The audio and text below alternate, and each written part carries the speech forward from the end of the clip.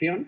Hemos aprendido de nuestros errores matinales, de ver que ha habido intervenciones demasiado largas y muchos de ustedes se han quedado sin intervenir. Y consideramos todos que justamente lo más interesante de esta ponencia pues puede ser que se establezca un intercambio entre todos nosotros. Así que en esta ocasión vamos a ser más breves. Yo me voy a limitar a presentarles a las tres ponentes y simplemente a decirles que lo que nos proponemos es, siguiendo con el ciclo de intervenciones de esta mañana, tratar un tema fundamental hoy en toda sociedad democrática y por supuesto en la sociedad latinoamericana, como es el tema del periodismo, pero a la luz también de los fenómenos que se están produciendo en los últimos tiempos, eso que muchas personas han llamado el ciberamarillismo y que ha propiciado que ciertos políticos hayan, en el mundo de la posverdad, hayan aprovechado para llevar este fenómeno a su terreno. También lo que tiene que ver con las redes sociales, eso que podría ser el pensamiento en enjambre, que hace que unas veces las redes censuren brutalmente una apreciación que es simplemente políticamente incorrecta y por otro lado puedan abrazar cualquier frivolidad que se pueda convertir en viral. Sin embargo, afortunadamente sigue persistiendo un periodismo serio que sigue siendo garantía del sistema democrático, control del poder y garantía de nuestras libertades. Y creo que las tres personas que me acompañan son garantía del mismo. En primer lugar, nos va a dirigir la palabra, y por seguir el orden en el que estamos en la mesa, Montserrat Domínguez, que está a mi izquierda, que es formada en Ciencias de la Información, empezó su carrera en Radio España. Más adelante presentó los informativos de fin de semana y de la edición de noche de las noticias de Telecinco, donde se hizo cargo de la tertulia La Mirada Crítica. En 2004 pasó a presentar el programa Ruedo Ibérico en Antena 3, en aquel entonces junto con Telecinco, la única televisión, las únicas televisiones privadas que había en España, y asumió también la dirección de las noticias de la mañana. En 2007 fichó como colaboradora de la cadena SER y se puso al frente del programa A Vivir, que son 2 días, el programa matinal de radio más oído de nuestro país. Finalmente, en 2012, asumió la dirección, por primera vez, porque era un periódico que se creaba en España, la edición digital, como digo, del Huffington Post. Muchas gracias. Tienes la palabra. Uy, esto funciona sin micros ni nada. Fabuloso.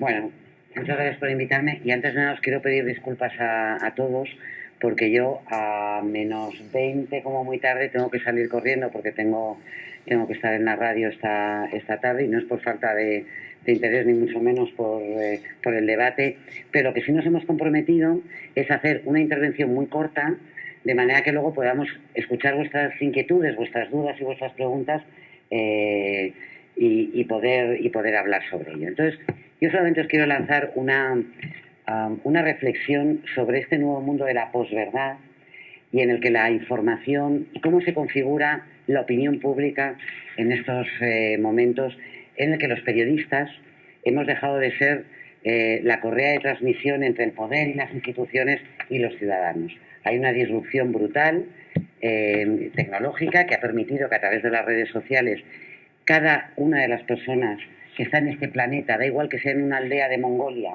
o en un pueblito de Albacete aquí en España, pueda transmitir, decir, contar a través de Facebook, a través de un blog, a través de Twitter o de las redes sociales cuál es su opinión. Si esta es valorada por el resto de la gente, acabará creando un grupo que pueden tener una influencia que antes estaba exclusivamente reservada para los medios de comunicación.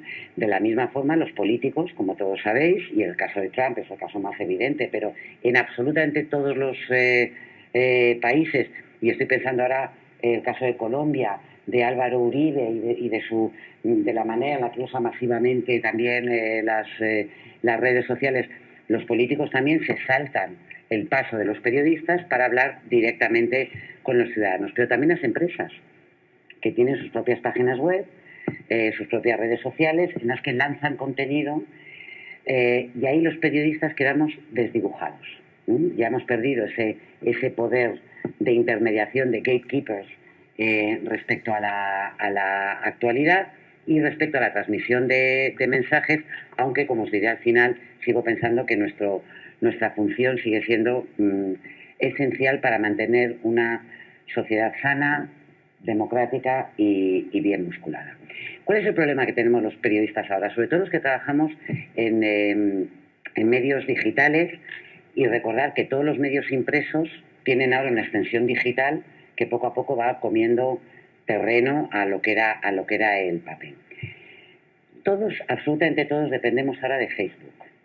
Posiblemente vosotros le habréis dedicado más atención o vais a hablar más de Twitter porque es un medio más democrático, más abierto, en el que todo el mundo puede participar, pero nosotros ahora somos prisioneros de Facebook. No tanto las televisiones, no tanto las radios, pero los medios escritos, y entiendo por medios escritos, medios digitales, tanto los legacy, los de toda la vida como los nuevos, dependemos de Facebook porque en el caso de HuffPost son aproximadamente un 40% de nuestra información la que llega a los lectores a través de Facebook. Y Facebook, como sabéis, no es neutral. Facebook tiene una serie de algoritmos que va cribando qué información, es decir, yo puedo seguir a Jesús Andreu, a Susana Griso y a María Porcel en mi muro de Facebook, pero no todo lo que ellos publican me va a llegar, porque Facebook, con su algoritmo, prima determinadas informaciones y devalúa otras. Esto es un quebradero de cabeza para nosotros. Y lo que hace es aumentar esa burbuja, porque a medida que nosotros vamos dándole a like o a compartir, que es uno de los aspectos más importantes de Facebook, vamos recibiendo más y más información acerca de la cual ya hemos mostrado más interés. Por eso se crean las burbujas ideológicas, y eso es exactamente lo que ha pasado en Estados Unidos.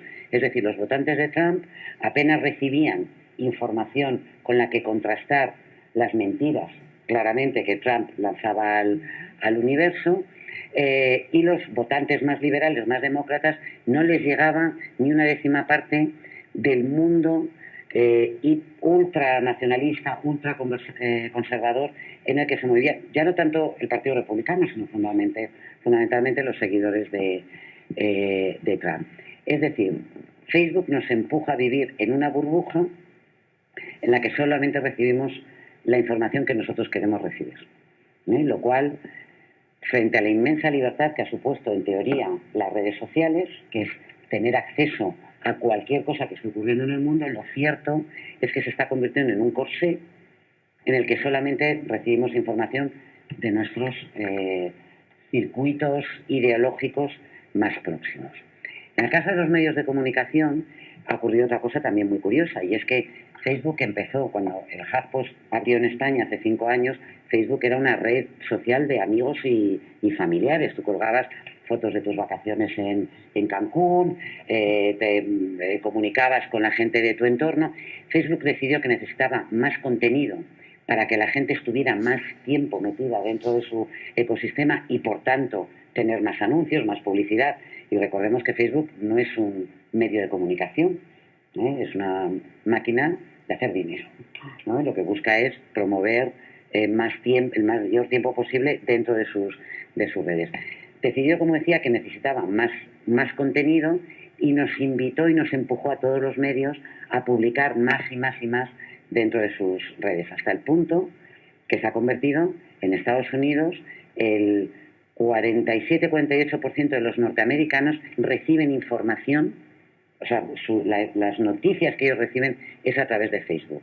Luego lo combinan con la televisión, que sigue siendo imbatible a la hora de recibir noticias, pero es así. Y la otra gran transformación ha sido esto: el hecho de que nosotros en cualquier momento del día recibamos esa información a través de nuestro teléfono móvil. En el caso de HuffPost es un 70% de nuestro tráfico se difunde a través del móvil. Ha cambiado la manera en la que los medios también nos dirigimos, y también el apetito de nosotros como ciudadanos y como lectores respecto a la información. Acaba de salir un informe, el informe digital de Reuters, que os recomiendo y que podéis encontrar en su página web, sobre la información digital, y en ella apunta ya que frente a otro tipo de pantallas, el móvil ya está empezando a desplazar a otros dispositivos en la cama por las noches. Es decir, tú te metes en la cama, Antes era la tablet y tal, la televisión y tal, ya no. Ahora tú te metes y haces un último repaso a las noticias, a las no noticias, a las series. Hay gente que ve series en móvil, desde la cama. Segundo, en el cuarto de baño, que digamos que no era un lugar habitual en el que consumir información, y luego en cualquier otro sitio, pero fundamentalmente en los lugares donde tú esperas a que ocurra algo, ya sea comprar el pan, en el metro, en el autobús. Es decir, la forma en la que estamos consumiendo información de manera masiva y casi ansiosa ha roto radicalmente los canales tradicionales de comunicación. ¿Qué es lo que ocurre? Que las informaciones que más valora Facebook son las que se comparten más. ¿Qué es lo que compartimos más? Aquello que tiene un componente emocional. Y tú, Jesús, acabas de mostrar o de señalar que uno de los componentes es que la información que nos provoca risa, felicidad, ansiedad, indignación, es la que mejor se traslada a través de Facebook. Nosotros en ANJAR tenemos y María Porcel es la gran especialista, ella os podrá contar más detalles, pero nosotros sabemos que hay, por ejemplo, la cumbre del G20 que está a punto de comenzar y que es importante, una información sobre la cumbre del G20 en Facebook, no llega ni a la esquina. Da igual que tengamos 1 millón de seguidores en Facebook, nada, no la va a compartir nadie. Sin embargo, una situación en la que tú te puedes enfadar con un político por lo que ha hecho, porque los incendios han sido provocados, es decir, cualquier cosa que despierte una emoción en ti se comparte mucho mejor en Facebook. ¿Y qué hacemos los periodistas? Cargar la emoción, buena, mala, la ternura, por ejemplo, los animales, los bebés, todos esos vídeos de gatitos y todo. ¿Por qué se distribuyen tanto en Facebook? Porque nos provocan ternura y nos gusta y es algo que es fácilmente compartible. Facebook ya estudió en su momento que las noticias que tienen un componente positivo se comparten mucho más que las que tienen un componente negativo. Y a ellos, comercialmente, les interesa que haya noticias positivas o que despiertan interés, noticias o informaciones. Aquí no estoy hablando solamente de titulares. Bueno, ¿qué ocurre? Y es que hay gente que es muy lista, que ya hay estudiantes en Eslovenia o en Finlandia, que durante, por ejemplo, la campaña electoral norteamericana habían detectado un interés en las redes de información sobre Trump y Hillary y empezaron a publicar, a cortar y pegar noticias y a publicarlas. Y enseguida se dieron cuenta, porque en Internet sabemos todo, sabemos lo que tú compartes y no has leído, y sabemos lo que realmente has leído y no lo compartes porque te da vergüenza, porque todos esos datos están a nuestro alcance. Estos chavales se dieron cuenta de que Hillary no vendía un pimiento y todo lo que escribían sobre Trump tenían una gran difusión. Entonces se dedicaron a publicar más y más noticias. No solamente ellos, grupos de presión, think tanks, que apoyaban abiertamente a Donald Trump, invirtieron muchísimo dinero en fábricas o granjas de noticias falsas sobre Trump que eran consumidas de manera viral y ansiosa por toda la población. Hasta el punto en que el día de las elecciones norteamericanas, la mitad de las informaciones compartidas en Facebook eran falsas noticias.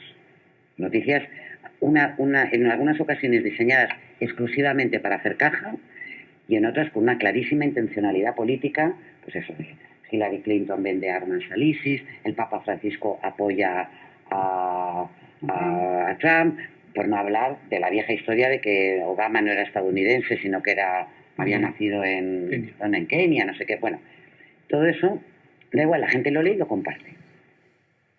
Por lo tanto, yo no quiero extenderme mucho más, solamente quería dejaros como nota, es muy importante lo que cada uno de nosotros hacemos en Facebook a la hora de compartir una información. Es muy importante para los periodistas ser capaces de mantener la sangre fría en una época muy convulsa y muy competitiva en la que todo tienes que publicarlo en el minuto para hacer nuestro trabajo, que es comprobar, contrastar y tener rigor a la hora de dar la información. Pero recuerdo que todos y cada uno de nosotros somos actores ahora de un mundo en las redes sociales en las que los periodistas, para nuestra desgracia o quizá para bien de la humanidad, ya no tenemos el peso y el valor de árbitros y de jugadores de la escena. En cualquier caso, sí que quiero acabar diciendo, el trabajo de la prensa es fundamental porque una sociedad bien informada y que tenga acceso a una información rigurosa, y ahora estábamos compartiendo en la mesa con un compañero vuestro que nos hablaba de estudios que están haciendo cómo las actitudes de una persona cambian cuando reciben una información veraz. Para mí lo más dramático en los momentos en los que estamos viviendo es que hay muchas personas a las cuales la realidad o la veracidad ya no tiene ningún valor. Les da igual que una noticia se demuestre ser falsa porque no les importa que sea falsa. Y eso rompe con una tradición en general en todos nuestros sistemas políticos en las que un político que mentía perdía credibilidad. Yo no creo que no lo tengo aquí, pero si vais a... Sí que lo tengo. El New York Times se está dedicando a actualizar las mentiras de Trump. Es un artículo donde no conviene actualizarlo de vez en cuando porque podemos acabar con los árboles del planeta, ¿no? Pero esto es una labor periodística de primer orden, que es detectar, son 2 caras por cada folio, detectar las mentiras. Lo preocupante que es, Jesús, que el 80% de los votantes de Trump siguen dándole su apoyo porque les da igual. Y eso yo creo que es una tarea cívica que ya no depende exclusivamente de los periodistas, el tratar de poner coto a la difusión de noticias falsas que acaban rompiendo de alguna manera los consensos sociales y políticos en los cuales una democracia sana puede crecer. Muchas gracias. Hablar a continuación doña Susana Griso, que es licenciada en periodismo y empezó su carrera profesional en Radio Sant Cugat y en Cataluña Radio.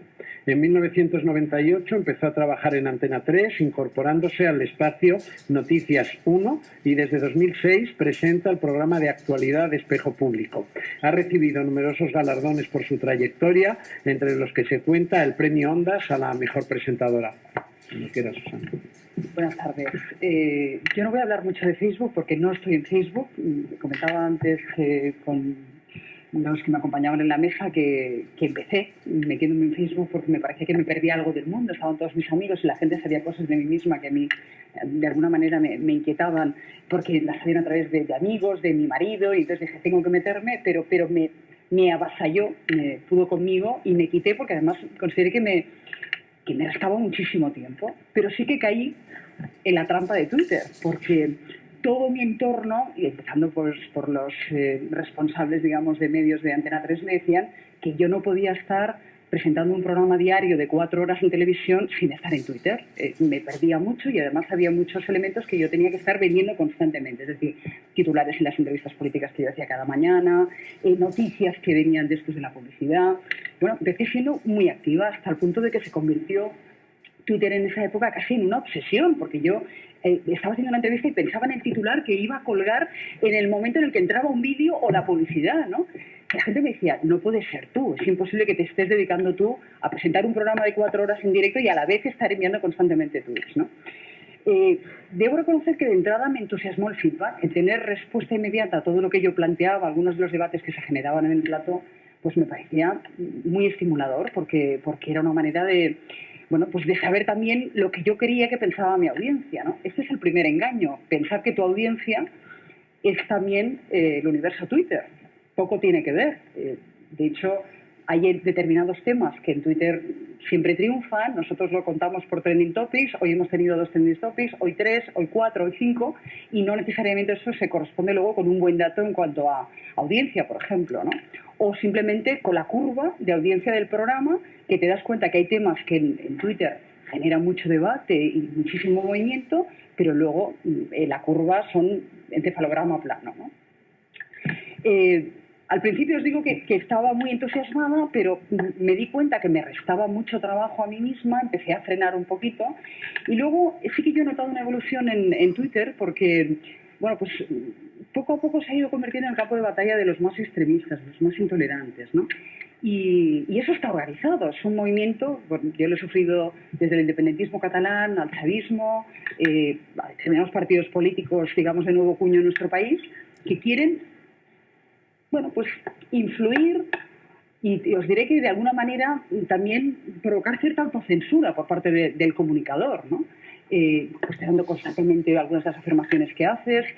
Entonces, yo pensé que eso no era bueno para mi trabajo, porque a mí de alguna manera me restaba libertad, objetividad, cierta neutralidad, porque claro, si tú constantemente tienes un espejo que sabes que no es neutral, que está perfectamente organizado, de haters, que a lo que tú dices te responden, pero solo te responden desde un determinado extremo, pues eso no se corresponde con el mundo real, con mi audiencia real, ¿no?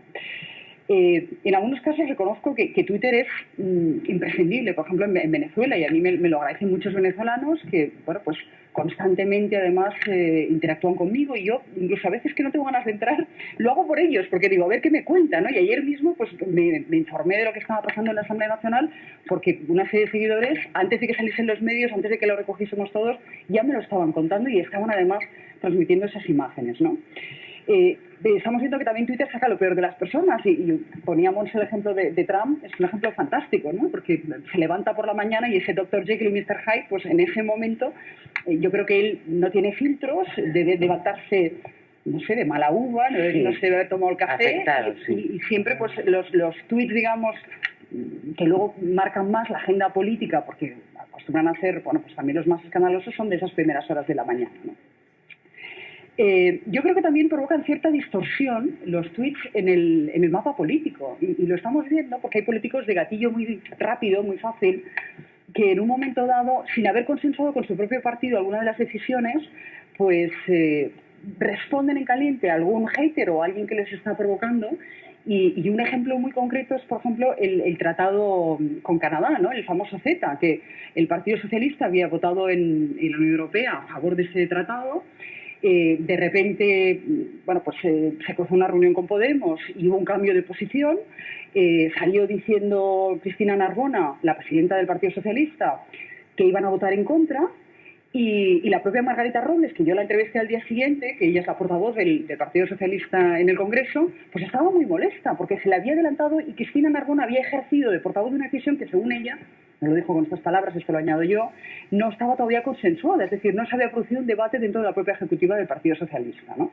Es decir, que ellos mismos a veces les cuesta manejarse, y todos los partidos políticos tienen algún personaje del que ya empiezan a desconfiar, que les genera algún diputado incómodo por eso, porque es de gatillo demasiado fácil y a veces se adelanta o comunica cosas que ni siquiera se han debatido en el seno del partido, ¿no?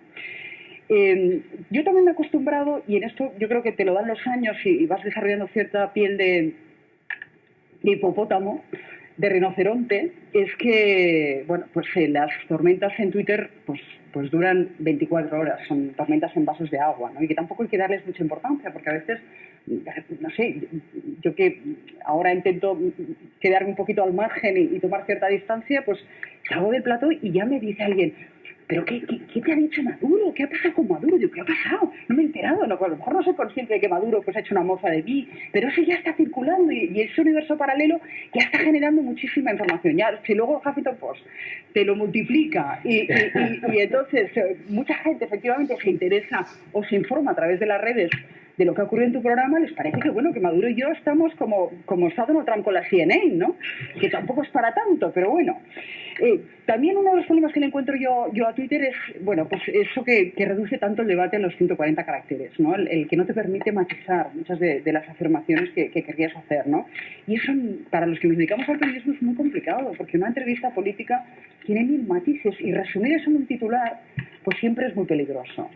Y lo que sí he podido comprobar, y creo que es algo también relativamente reciente, es que cuando haces una entrevista en un medio digital, muchas veces el titular, bueno, pues peca de cierto sensacionalismo, no necesariamente se corresponde con el contexto de la respuesta que tú has dado, porque quieres ser un titular llamativo a que la gente se agarre, y que la gente, bueno, pues entre a comentar o leer, ¿no? Y eso, pues a mí me genera algún problema, porque la gente dice: ¿pero cómo puedes afirmar eso? Digo, si no lo he afirmado, léete mi respuesta. Pero ahí está, ¿no? Bueno, pues eso de alguna manera creo que también forma parte de este mundo de las redes sociales.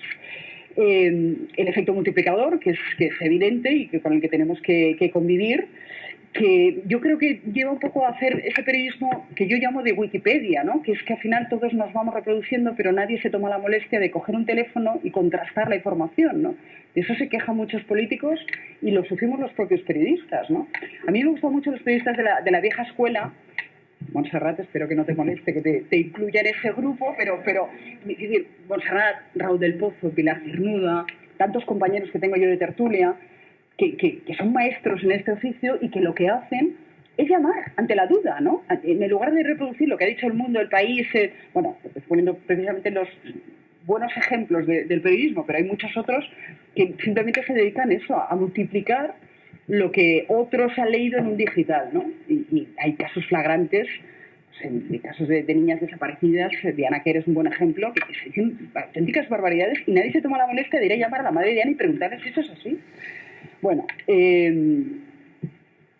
lo que decías de Facebook me ha recordado, en esta época de posverdad que decías, bueno, pues a mitad de los americanos se informaron por noticias falsas en relación a Trump, el papel que tuvo ya Facebook en las elecciones españolas, en las últimas, tanto las generales como las autonómicas y municipales, donde supimos que el jefe de gabinete de Mariano Rajoy había contratado a una empresa americana que había insertado determinados vídeos, un poco con el miedo de, ojo, que viene el Coco, que viene Podemos, y eso había tenido un efecto clarísimo, ¿no?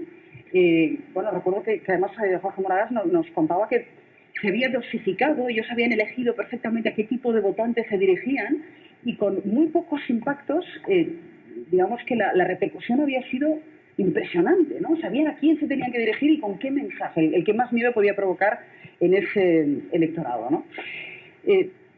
Yo os debo decir que en un momento en el que los medios digitales compiten con las televisiones, creo que de momento las televisiones todavía vamos por delante en cuanto a capacidad, digamos, de influir en la opinión pública. De Totalmente. momento, tampoco sé si ese reinado va a durar mucho tiempo, pero sí que yo soy consciente de que tenemos en ese sentido ahora mismo más poder que la prensa tradicional, la opinión pública. Eso es algo que a mis compañeros periodistas, digamos, que siempre nos han mirado un poco a los televisivos por encima del hombro, les cuesta mucho y les duele, ¿no? Porque está pasando, está repercutiendo. O sea, ahora mismo yo creo que los políticos también se dan cuenta que posiblemente tienen más repercusión una entrevista en televisión que la que pueda tener en el país, ¿no? Y eso, pues hay determinados medios que les genera pues, un problema grave, porque están pidiendo capacidad de influencia, marchas forzadas, en un momento además de crisis sistémica de los medios de comunicación, ¿no? Y ahí nos vamos resituando todos como podemos, pero creo que lo más importante en esta nueva etapa es que nos regamos pues, por los principios por los que se regían los maestros del oficio, y hablo de los periodistas de la vieja escuela, pues que ante la duda cogían un teléfono y hacían muchas llamadas antes de cualquier información, antes de ponerse a escribir cualquier línea, ¿no? Eso creo que ahora mismo y más que nunca estamos obligados a volver a las esencias y a recordar cuáles son pues, las reglas fundamentales, las reglas de oro del periodismo, ¿no? Muchas gracias.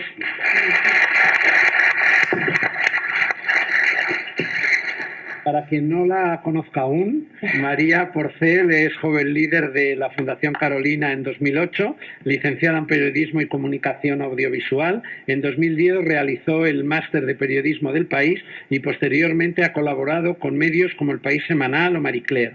En 2012 se incorporó al Huffington Post, donde fue responsable de redes sociales, a la vez que también lo era en la revista Es Moda.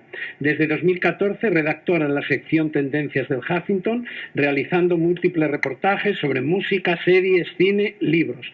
Una mujer renacentista, por tanto, y además ha sido columnista del País. Cuando quieras. Muchas gracias, Jesús. Gracias. Perdonad mi voz. Aquí somos líderes de día, pero también de noche. Y el despacito tira mucho. Yo quiero empezar con una encuesta rápida. ¿Quién de vosotros tiene Instagram? Yo tengo Instagram. Podemos opinar. ¿Quién de vosotros tiene Twitter? ¿Quién de vosotros tiene Facebook? ¿Quién de vosotros no tiene Facebook? ¡Ay, Gustavo! ¡Qué horror! ¡Somos dos! Ah, bien, tres. ¿Y quién de vosotros utiliza alguna de esas redes para trabajar, de forma laboral? No os digo solo para informaros, sino para exponer vuestro trabajo, sino de alguna manera las utilizáis de forma laboral. Una buena mayoría. Somos claramente una generación digital y vosotros mismos lo estáis demostrando. Es cierto que no somos nativos digitales como tal, pero sí que somos nativos digitales laboralmente hablando, y obviamente las redes para nosotros son una oportunidad y son claves en nuestro día a día, yo creo. Yo creo que en 2012, que fue la última vez que nos reunimos todos, algunos no erais líderes todavía, oficialmente proclamados. En 2012 tuvo lugar la reunión en Salvador de Bahía, y yo creo que muchos menos de la mitad podrían decir eso, que utilizan las redes sociales como un elemento laboral, como algo de trabajo, y hoy día es así. Bueno, yo en 2012 ya las usaba, y también como un elemento laboral, porque entonces fue cuando empecé a llevar las redes del entonces Huffington Post, ahora HuffPost. Y eso quiere decir, para empezar, que las redes son una oportunidad de empleo. Y en un mundo como el nuestro, en el que los jóvenes tampoco tienen demasiadas oportunidades para trabajar, que las redes están ahí para emplearse, ya sea como ingenieros, desarrolladores, generadores de contenido, es fundamental. Y eso quiere decir que algo bueno tienen, quiero decir, antes de demonizarlas por lo menos. Para mí las redes, por lo menos, y creo que para casi la mayoría de nosotros, son una extensión de la vida. Es que las redes son, no solo porque el móvil sea una extensión de nuestra mano, que también, sino porque obviamente simplemente son un reflejo en gran parte de lo que hacemos, de lo que queremos contar, de nuestras vacaciones, de estar aquí, y ahí estáis varios grabando, estáis retransmitiendo en Instagram. Yo ahora mismo he hecho un stories para Instagram. Yo creo que nos sale natural a casi todos las redes sociales. Y yo creo que en el periodismo pasa igual. Las redes o estás o tienes que estar. Susana, tienes que estar. No, lo de Facebook que quiero ver que es un problema grave. Tengo que ponerme la pila. Las redes son una extensión de la vida. Al final yo creo que el periodismo, y nos estamos de acuerdo todos, es contar historias. Y la parte de las historias nunca va a dejar de estar ahí, estemos en el punto vital en el que estemos. El complicado es el contar, cómo las contamos. Y es que hoy día, sin las redes no podemos pasar, es lo que dice Monse. Nosotros aproximadamente la mitad del público del HuffPost llega a través simplemente de Facebook, ya no os digo Twitter, Instagram, que cada vez también se pone más las pilas a la hora de poder clicar, incorporar enlaces. LinkedIn es una red social en la que se comparten muchísimas historias que nos afectan a todos, también laboralmente, personalmente. Incluso para algunos WhatsApp es una red social. Es decir, de las generaciones más nuevas, casi todos tenéis grupos de WhatsApp de Jóvenes Libres 2010, 2011, y los utilizáis como una red más. He visto una oferta de empleo, he visto esto que le puede gustar, mira quién ha venido a verme, y eso es una red social al fin y al cabo. Entonces eso es fundamental. Y en el trabajo del periodista del día a día también. Me encantaría que nos preguntarais luego qué hacemos o cómo lo hacemos, pero efectivamente la pantalla es imprescindible hoy en día. Te acuestas probablemente mirando Facebook, te levantas mirando Twitter, suele ser así. Y sobre todo, vuestros ratos libres, lo que vosotros consideráis vuestros ratos libres, son nuestras oportunidades de negocio, de meternos en vuestras vidas, de que estéis en la cola del súper aburridos y miréis qué pasa en Facebook y qué pasa en el mundo, de que probablemente incluso antes de entrar a la ducha, pues oye, antes de ponerte una canción en la radio o en música de tu iPhone, mires qué ha pasado en Twitter, porque es así.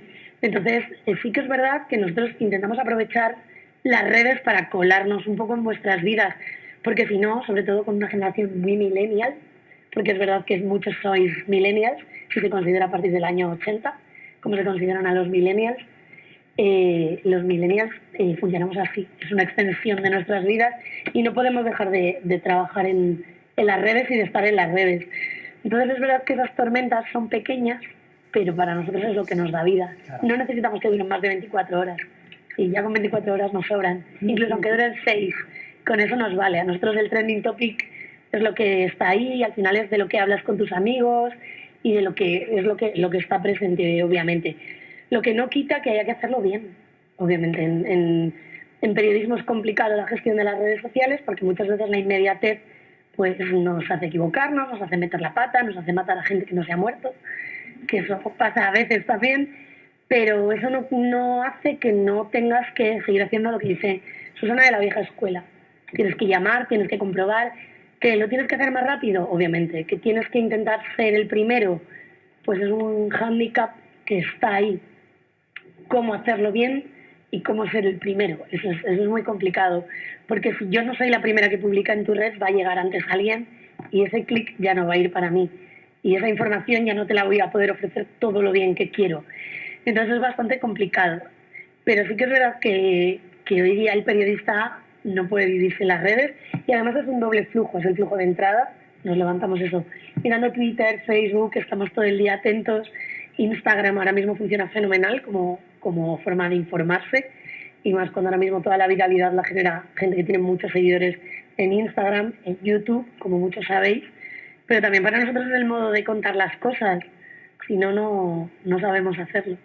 Entonces nos encantaría que nos preguntarais cómo lo hacemos, qué hacemos o cosas que os gusten y os interesen. Estamos pues abiertos. Aplaudamos también a María, por favor. Empezamos por ahí. ¿Quién tiene los micrófonos?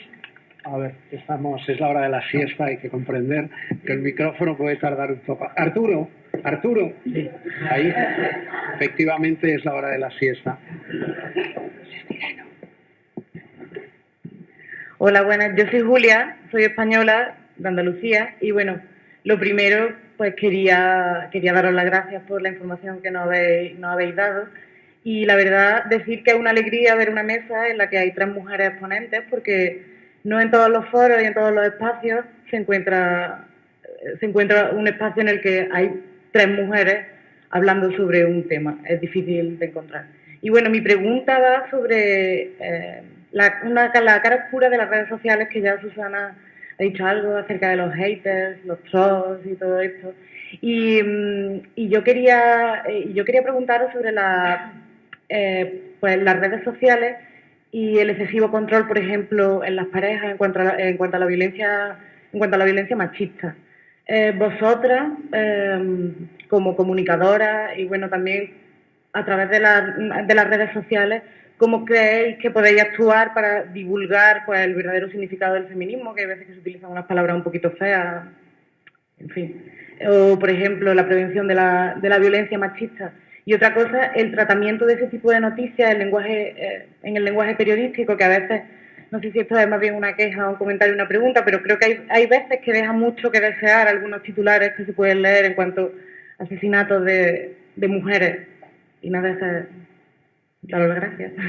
Si me lo permites, me parece que he sido muy crítica con las redes sociales y también os debo decir que yo doy mucha importancia también a la selección que yo hago de periodistas de los que me fío y es una fuente de información maravillosa. Es decir, yo no me meto en el plató sin haber hecho un repaso de todos los prescriptores de opinión a los que yo sigo. Os lo digo porque os he contado la parte negativa, pero hay una parte positiva que además ahora resulta imprescindible en mi trabajo, ¿no? De la misma manera que leo cada día la prensa o escucho la radio, no podría entrar sin hacer un repaso a los medios digitales que recojo a través de Twitter, ¿no? Dicho esto, y respecto a lo que nos comentabas de la violencia machista, yo por lo menos sí que he aprendido, he preguntado mucho pues sobre todo a la fiscal experta en violencia machista y a una serie de organismos como pues el Observatorio, qué teníamos que cambiar a la hora de abordar la información, ¿no? Y siempre se me dice que hay que poner mucho más el acento en el maltratador que en la maltratada. Pecábamos mucho de hablar de la víctima y de alguna manera incluso se escuchaban siempre a los vecinos decir eso de qué raro, porque parecían una familia normal, que se querían, ¿no? Pues la verdad es que nunca había motivos de queja entre los vecinos, nunca se escuchó un grito, ¿no? Y eso al final es muy pernicioso, ¿no? Porque de alguna manera normaliza la violencia machista. Y ahora, bueno, pues intentar poner el foco en el maltratador y las consecuencias que esa acción va a tener para el maltratador es algo que yo personalmente me estoy aplicando, ¿no? Lo conseguiré con más o menos éxito, pero eso sí que lo hacemos y luego siempre el teléfono al 016 cuando damos una información relacionada con la violencia. Ahí, sobre esto es muy interesante porque los movimientos feministas reclaman, y no les falta razón, que cuando... Porque claro, hay cosas que son incompatibles con la labor periodística, y es que cuando una mujer aparece muerta, acuchillada en su casa, tú no puedes dar por hecho que la pareja o el exmarido la ha matado, por mucho que él esté y tal, o que aparezcan los dos cuerpos. Entonces, hay cosas que como periodistas, a pesar de que el sentido común te dice, bueno, pues blanco y en botella, bueno, nosotros no podemos decir blanco y en botella. No podemos decir un hombre asesina a su mujer porque no sabemos si ha sido o no. Pero respecto al control, que es muy interesante, eso es algo que todos los especialistas nos llevan advirtiendo. En una sociedad en la que parecía que estamos arrinconando el maltrato, bueno, detectamos cómo cada vez entre los más jóvenes las situaciones de control a través de las redes sociales son mayores. Pero ojo, no solo con las parejas, también con los empleadores. Esto lo estábamos comentando antes en nuestra mesa. Nuestra vida en las redes, María, efectivamente es una extensión de nuestra vida real. Y hay que ser muy cuidadosos, no solamente en no ceder control a una pareja que en un momento determinado pueda querer utilizarlo para restringir tu libertad, sino también ser inteligentes a la hora de usar las redes para que eso no suponga un hándicap, porque al fin y al cabo es una cesión de soberanía y de privacidad. Y de derechos. Y de derechos. Entonces tú colocas en la red algo que tú crees que no tiene importancia, pero que luego dentro de 5 años o dentro de 2 meses tu situación ha cambiado, el empleador no le gusta nada de lo que estás haciendo. Es decir, tenemos que ser todos conscientes de que esto es un mundo nuevo y tenemos que aprender las reglas y jugar con ellas. Y dicho eso, todo lo que os he contado, cogedlo con papel de fumar. Todo lo que os he contado de Facebook vale hoy. O sea, es mi experiencia, la experiencia que nosotros tenemos hoy. Mañana puede que no exista. Porque he visto con sorpresa que todos tenéis Facebook. Pero esta misma pregunta se la hice yo a un grupo de chavales de 16, 17 años. Y se lo he preguntado a mis hijos, y ellos no están en Facebook. Porque es cosa de viejos, de sus padres. ¿Vale? Los tuyos seguro, Susana, que tampoco tienen Facebook. No, pero están en Instagram. Ah, eso sí. Están en otras redes. En Snapchat y no sé qué otras. En Snapchat y en Instagram. Eso podemos hablar. Es decir, que las redes que hoy son tan importantes para nosotros, puede que el año que viene, o dentro de 2 años o dentro de 5, ya no existan. Entonces, mucho cuidado también con los gurús, incluso los que nos sentamos aquí en la mesa, que os contamos, esto es así, esto funciona así. Pumba. Es una foto fija, en este momento. Tal cual puede desaparecer y puede dejar de existir. Por eso nos obliga a todos a estar un poco con las antenas puestas a todas las nuevas tendencias que hay y que arramblan con lo viejo y no queda absolutamente nada. Y lo que decías de la violencia de género, también sí que yo creo que es algo que se ve también, lo mismo que evoluciona el papel de los medios o de incluso nosotros a la hora de verlo y de vivirlo, ¿no? Es decir, también es que lo comentábamos en la mesa a la hora de comer, que antes era una mujer, como decíamos, violencia, como era violencia pasional, crimen pasional. Bueno, pues obviamente es algo social que todos hemos ido aprendiendo y generando. Y eso sí que lo ves en redes, si tú llegas a tuitear como medio, a colgar en Facebook, lo que sea, crimen pasional, espérate que se va a caer el pelo del que sea. Porque es verdad que cada vez la gente está más y exige más, estamos acostumbrada, exige más y pide más respeto, y eso es muy interesante porque muchas veces es eso, vemos que las redes van por delante de lo que hacemos como periodistas o como medios, que exigen, oye, que esta mujer no se ha muerto, que esta mujer la han matado, y es verdad. Sí, que no ha fallecido, ¿verdad? Ha fallecido, y sobre todo no ha fallecido a manos de su pareja, porque eso ya es kafkiano, pero sí que es verdad que la gente también, y las redes y el feedback te van dando muchas pistas, tanto en un ámbito tan delicado como ese, como en otros. Y eso la verdad es que es importante. Voy a pedir que el esfuerzo de brevedad continúe en las respuestas, porque hay montones de preguntas pedidas. Sí, ya he tomado nota. Ahora aquellas nuevas. Sí, por favor. Bueno, mucho gusto. Mi nombre es Saulo Guerrero, soy periodista, soy colombiano. Muchas gracias por sus palabras, por su exposición. Evidentemente estamos cada vez más expuestos a las redes sociales, a los medios de comunicación virtuales, y eso nos pone en evidencia que el mundo virtual es real. Es tan importante lo que pasa en el mundo análogo como lo que pasa en el mundo virtual. No lo digo yo. En Colombia, por ejemplo, 5 de cada 10 personas duermen menos horas por estar revisando el celular, o 5 de cada 10 personas revisan su celular mientras está conversando con otra persona, ¿vale? Eso significa que estamos evidentemente muy expuestos a las redes sociales y al Internet. Y algo que estamos viendo es el tema de la libertad de expresión versus libertinaje. Es decir, las personas están haciendo uso de su derecho a comunicar, a decir su opinión, pero no siempre están midiendo las consecuencias de ese me gusta, de ese comentario, de ese compartir que está haciendo de tu publicación. Y eso evidentemente se están promoviendo mucho las cadenas de odio, los mensajes de odio, y es muy común que alguien diga lo que piensa sin que matice y sin que conciba un poco, se adelanta las consecuencias que puede tener esa publicación o ese comentario. Me gustaría saber ustedes, como líderes desde su campo del conocimiento del periodismo, ¿qué recomendaciones tendrían para promover que el uso de esas tecnologías sea de manera positiva? Es decir, que haya un activismo social que promueva cosas positivas y que esa balanza se equilibre de alguna manera, porque aquí estamos viendo de que hay mucho libertinaje y que el odio está está cogiendo fuerza en estas redes sociales que fueron inventadas en teoría para acercarnos, y lo que estamos viendo muchas veces es que nos están alejando de otras personas. Pero ¿sabes por qué? Porque reflejan cómo somos. Y cuando las personas tenemos la capa del anonimato, es decir, cuando tú puedes publicar tu opinión, lo que antes hacías en un bar, que era ver la tele y decir, mira esta Susana lo que está diciendo, o mira este Maduro, pero ¿quién se ha creído que es? Ahora lo hacemos en las redes sin consecuencias, porque tenemos un huevo, porque tenemos un nombre.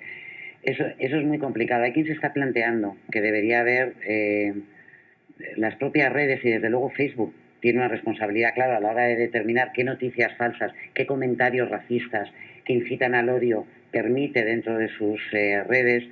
Lo que ocurre es que luego ahí tienes también un equilibrio entre si lo permitimos todo o no permitimos nada, o que es un trabajo social, de educación social. Pero algo de lo que contaba Susana antes es muy importante, porque esto que tú decías de cómo de repente te atacan cuando tú manifiestas una opinión que va en contra de determinado colectivo, esto Juan Soto Ibas lo define como la postcensura. Y es muy grave, porque efectivamente lo que hace es que nosotros nos abstengamos de decir lo que pensamos sabiendo las consecuencias que va a tener. Y en este caso, bueno, pues porque Susana es una líder de opinión y entonces lo que ella diga, es que nos puede ocurrir a cualquiera que tenga en su Facebook, publique algo que vaya en contra de la manada, el enjambre, ¿no? Lo has definido tú. Bueno, te enfrentas a un ostracismo y a unos insultos y a una especie de vacío que resulta y eso puede ahuyentar de las redes a cada vez más gente. Fíjate, posiblemente consecuencia de esto, una de las conclusiones del informe de Reuters es que el tráfico en redes está estabilizado, no sigue creciendo y está creciendo más en entornos como WhatsApp. Digo, el tráfico de noticias y de opiniones. ¿Por qué? Porque son entornos que no están controlados por un algoritmo y que te ofrecen una cierta seguridad, porque son, digamos, entornos en los que tú te sientes más. Si todos os dedicáis a criticar al árbitro, a poner a parir y tal, bueno, pues digamos que forma parte de vuestras reglas de juego. Pero en un entorno más que pretenda una discusión más civilizada, tú te sientes más protegido en el ambiente cerrado. Ojo, porque eso lo han detectado como tendencia, no sabemos si seguirá creciendo o no, pero es que podemos estar ante el fin de las redes y de su fuerza, tal y como la conocíamos hasta ahora. Yo recuerdo no voy a decir el nombre de la dirigente política, pero sí que me decía, Twitter tal y como lo conocemos está muerto, porque a la larga es más libertinaje que libertad lo que está ahora primando en esta red social, ¿no? Enrique González lo definió muy bien cuando dijo que es como la puerta del baño que está llena de garabatos y pones veganitas putas, no sé qué, no sé cuánto, ¿sabes? Esas cosas que tú no dirías ni siquiera en el bar, es decir, ni siquiera viendo la televisión, ¿no? Lo dices en el baño, cuando estás encerrado y nadie te puede ver, ¿no? Bueno, pues eso lamentablemente ocurre muchas veces, ¿no? Yo creo que hay que ser mucho más combativo, y ahí yo apelo a la policía, que de alguna manera, bueno, pues cuando denunciamos determinadas mensajes de odio, de racismo, machistas, yo creo que deberían por lo menos tener una repercusión muchísimo más inmediata, ¿no? Ya no entro en si hay que castigarlas con una multa, pero sí que quien escribe no se tiene que sentir impune, es decir, hay determinados mensajes que no pueden salir gratis, ¿no? Y algún apercibimiento debe tener, ¿no? No hay policía en el mundo capaz de detener eso, Susana. Y luego podemos acabar, aquí en España ha habido lo que llamamos la ley Mordaza, ¿no? Y las leyes antiterroristas que apelan incluso a bromas que tienen un componente antiterrorista, a situaciones realmente un poco kafkianas, de que una chica haciendo una broma sobre un muerto de ETA, que fue presidente del gobierno, pero es que ocurrió hace 30 años, y además las bromas sobre el tipo que voló el coche, acaba con una sanción. Es muy delicado. Es muy complicado, pero tú no puedes desear la muerte de un torero y aplaudir que el toro lo ha matado y que esto te salga gratis. Es decir, no puede ser. Que te jale. No, claro, no hay policía seamos realistas, no hay policía en el mundo que pueda poner una multa a todos los tuiteros que en un momento determinado en un acceso se dedican a ir o contra el torero o contra el político de turno, contra la famosa que ha hecho. Eso es una masa. Sí que podemos pedir que haya más control, como hay en los comentarios. Sí, pero el autocontrol a veces se está convirtiendo en autocensura. Y eso sí que es verdad que es lo que está un poco por parte de las matando. plataformas. Sí, por la parte de las plataformas sí. Pero es verdad que hace 5 o 6 años Twitter era como un mundo de yuppie, ¿no? Inocente. Sí. Follow Friday, me gustaría que siguieras a fulanita y tal. Y es que eso ya no existe. Y Twitter ya no es el patio de colegio, es que es el patio de la cárcel. Sí. De en cuanto te des cuenta te tiras una piedra y el otro te ha dicho y todo es ambiguo y es complicado de manejar. Yo cuando empecé en Twitter pensé, ¿esto es un club de fans o qué pasa? Porque Claro. claro, los primeros que te siguen es gente que te está esperando. Y entonces todo es maravilloso, Qué bien, todo lo que bonito. haces te parece bien. Y luego llegan las guapísima, que bien te quedas de traje. Y yo decía, ¿pero esto qué es? Claro, eso ya fue evolucionando muy rápido. Ahora la sensación que tengo yo es que tengo todos los haters. Digo, bueno, algún fan tiene que quedar o los he perdido todos. Pero que realmente el cambio ha sido brutal. Y hay gente, muchos famosos que se han salido de Twitter. Totalmente. Y que se han ido a Instagram, donde siguen teniendo esa sensación de que es más naif, sí, ¿no? De que hay un poquito de todo, pero quizá que también evolucione, es lo Sí. que decíamos, esto es toda una foto fija. A lo mejor en 2 años estamos hablando de cosas completamente diferentes, a lo mejor Twitter ha 6 muerto meses. o el O en 6 bueno, sí, meses. claro, Arturo. completamente. Ya están todos apuntados los que han pedido hasta ahora. ¿Quién ha pedido? ¿Sí habéis pedido? ahí detrás. Allí detrás, detrás, detrás, ¿no? Allí en el centro. Ah, perdón, aquí sí. Julio. Sí, buenas tardes. Pero yo soy abogado, pero de 2 años para acá quedé metido en un medio de comunicación, Radio Panamá, y que es parte del Grupo Prisa.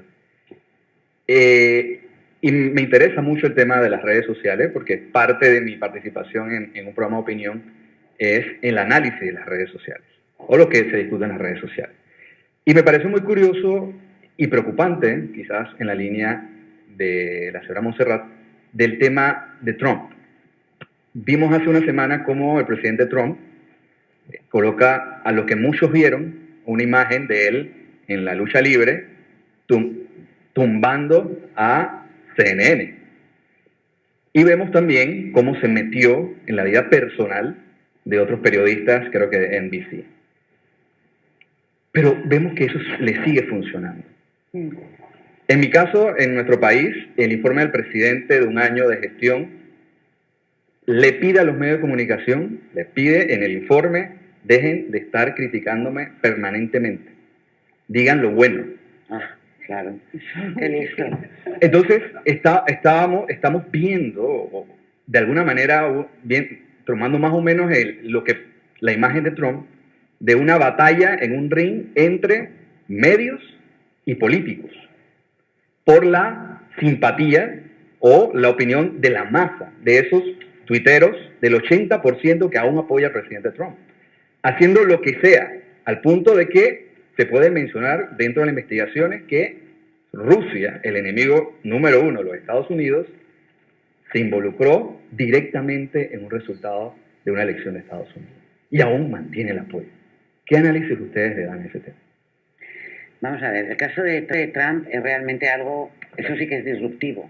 O sea, no había en las democracias occidentales nunca se ha producido un ejemplar como este. Es que no puedo ocultarte, quiero decir, yo creo que los periodistas tenemos que hacer una reflexión, y sobre todo los colegas norteamericanos la han hecho, de por qué no fueron capaces de entender la gran masa que se estaba movilizando hacia Trump. Porque ese mensaje que abordaba problemas reales de los norteamericanos, eso sí, dándoles respuestas muy sencillas, pero bueno, que implican una corriente ultranacionalista, de defensora, pero que además cambia de opinión por la mañana, por la tarde y por la noche. O sea, lo estamos viendo con la nueva ley que pretende retirar el Obamacare. Es que no tienen una alternativa. Y entonces habían decidido, bueno, vamos a esperar hasta tener la alternativa. No, ahora hay que derogar Obamacare antes de tener la alternativa. Son incapaces de tener una alternativa. Es decir, es una situación un poco kafkiana que tiene el propio Partido Republicano, que como sabéis no le quería como presidente, completamente desatado. Es muy grave que Trump meta un meme de él peleando con... Bueno, sabéis que él es un showman. Parte de su éxito es cómo se ha currado los medios de comunicación desde hace 20 años, 20 o 30 años. O sea, él ha construido su imperio empresarial a base de forjar su imagen en televisión de triunfador. con concursos de belleza, con concursos de peleas, con las torres y el dorado y el bling bling y tal. Y eso lo ha sabido aprovechar ahora en la cuestión política. Reflexión periodística.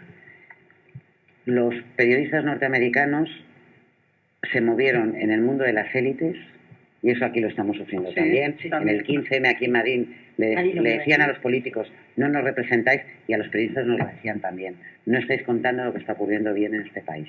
Y en Estados Unidos eso ha cristalizado en el triunfo de un tipo como él, que es un payaso, es un asno, es una vergüenza para la democracia, pero lo que él significa sí que tiene valor, y tiene un valor para que al menos los medios hagamos una reflexión. ¿Qué es lo que no hemos contado? ¿Qué respuesta no hemos dado a una ciudadanía que está preocupada por las consecuencias de la globalización, por la falta de futuro, por la nostalgia por un pasado mejor, por el hecho de que sus hijos no tienen nada?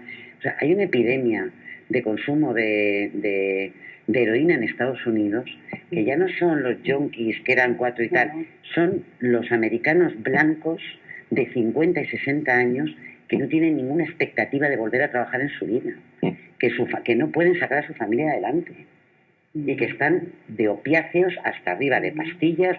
Es decir, hay unas realidades que a lo mejor no hemos contado bien, y yo me incluyo dentro de no las hemos contado bien. Entonces, de eso sí que somos responsables. Y luego lo que tú contabas de que llegaron unos chicos eslovanos, ¿no? de Eslovenia, sí. Que se dieron cuenta que vendía mucho Trump y no vendía Hillary Clinton. Esto ha pasado, claro, nos ha pasado a todos los medios. Es decir, Hillary no vendía un pimiento, no tenía ningún interés, era plana, era aburrida, era el establishment. Trump siempre generaba controversia, era el sinónimo de la polémica más absoluta, y eso en los ratings, digamos que siempre pues tiene una repercusión positiva. Eso lo podemos extrapolar a otros muchos políticos. Hay políticos que aburren y a los que los medios les hemos dado muy poco hueco, y hay otros que, bueno, pues por su manera de comunicar y porque posiblemente son mucho más combativos y la gente los siente más próximos, por lo menos en su discurso, pues les damos mucha más cabida en los medios. Nosotros al final les guiamos todos por una curva y por un dato final de share, ¿no?, de audiencia. Entonces, cuando tú tienes un político que te funciona, pues le vas a dar 5 minutos más que a que no te funciona, porque al final a ti se te evalúa por tu dato. Y entonces yo estoy compitiendo con Telecinco. Y da igual además de qué color sea, claro, ese político, porque lo que te interesa es que te dé la gracia o de la línea editorial de y su el propio titular. medio. O sea, al final tu fuerza en este mercado, mi fuerza personal, mi fuerza como cadena, es el dato que yo saco cada día. Yo me examino con un dato, que es mi share, ¿no? Entonces, bueno, pues puedes decir, no, por favor, no le des tanto hueco a Trump, porque tienes que compensar. Lo digo para no poner el ejemplo de la CNN, que son los que han reconocido que hicieron eso, que llegó un momento que solo iban a los mítines de Trump y no iban a los de Hillary, y lo de Hillary lo decían de pasada y lo otro se recreaban, ¿no? Claro, al final nos miden por el share, y el share, pues en un momento de muchísima competencia entre todos los medios, nos lleva a hacer estas distorsiones también, ¿no? Lo cual te dice mucho cómo somos nosotros los norteamericanos. Claro. Es decir, si tú tienes un payaso gritando más alto y tal, es como en la calle, tú te paras cuando ves una pelea. Claro. Y nosotros como... O sea, los medios de comunicación tenemos una responsabilidad. Nosotros como sociedad también. Es decir, a nosotros nos gusta la bronca. Y nos gusta una buena pelea. Y nos entusiasma. Y vemos un programa. Si yo tengo que escoger entre 2 cadenas, Susana me está dando adrenalina pura, está claro que me quedo con ella. Si es porque tiene a Trump o porque tiene a la sosa de Hillary, pues entonces... Y luego puedes decir, no, la culpa es... No, es que nosotros premiamos, porque los shares son personas que se conectan. Es que al final lo que no podemos olvidar es que el dato es... Claro, y nosotros en el mundo viendo algo, nosotros digital, clicando en algo, obviamente. Claro, eso es un examen, ¿no? Sí. Justo ahí en el centro.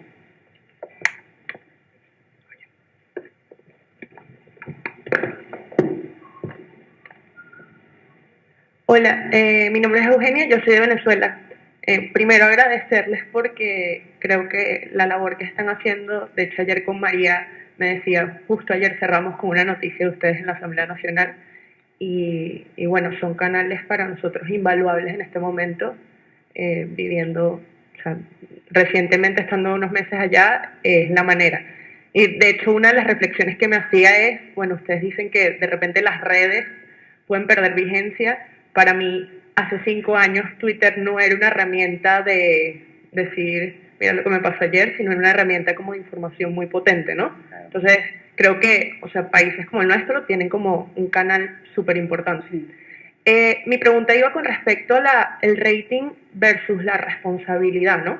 Porque pienso por un momento que ya sea por vías, no sé, personales o vías de, ya ustedes como un medio que se transmite por internet, tienen como posibilidades de publicar sin tiempos, ¿no? Entonces, mi gran preocupación de siempre es, nos van a seguir cubriendo, así no sea la mejor noticia, siempre. Porque, es decir, muchas veces cuando fluye mucha información, la única manera de validarlo es qué periodista lo dijo. O sea, se genera la conciencia en función de qué periodista lo dijo. Y por otro lado, me llamó la atención el comentario de Susana cuando comentaste que en la mañana tú te despertaste porque, bueno, tenías que responderle a la gente de Venezuela que te estaba, o enterarte de qué estaba pasando. Entonces, ¿hasta qué punto, o sea, al seguir una línea editorial o como periodista, bueno, rating versus responsabilidad de una serie de personas que necesitan esa información y que a lo mejor no es súper popular, pero que es necesaria? Entonces, ¿cómo manejan eso a nivel editorial? Ese es el eterno equilibrio con el que estamos lidiando constantemente, ¿no? Los que nos examinamos, sea a través de un medio digital, sea a través de la televisión, ¿no? Yo creo que no podemos hacer un programa mirando solo las curvas de audiencia o el rating final, ¿no?